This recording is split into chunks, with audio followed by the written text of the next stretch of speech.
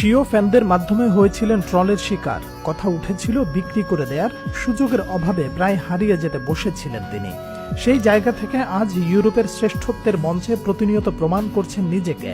Match by match অসাধারণ perform উপহার দিচ্ছেন ফুটবল বিশ্বকে। তিনি হলেন রাফিনহা দিয়াজ বেলোরি, যাকে আমরা রাফিনহা নামে চিনি। আজকে তার জন্মদিন। এই দিনে কয়েকটা কথা না বললেই নয়। শিও ক্লাব বার্সেলোনায় যোগ দিয়ে শুরুটা অম্লান ছিল তার। 1 ভার্সেস 1 বিট করতে না পারায় ট্রলের শিকার হয়েছেন বহুবার। একচোখা স্বজন প্রীতির জন্য একসময় ওসমান ডেম্বেলের কারণে রাফিনহাকে তার পজিশন ছেড়ে খেলতে হতো, আবার কখনো বেঞ্চে থাকতে হতো। সেই রাফিনহা থেকে বর্তমানে রাফিনহা যেন হার না মানা এক যোদ্ধা, যিনি এখন বার্সেলোনার লিডার।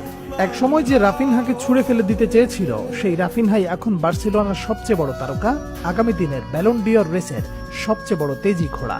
ক্লাব ও ন্যাশনাল টিম দুই জায়গাতেই সমান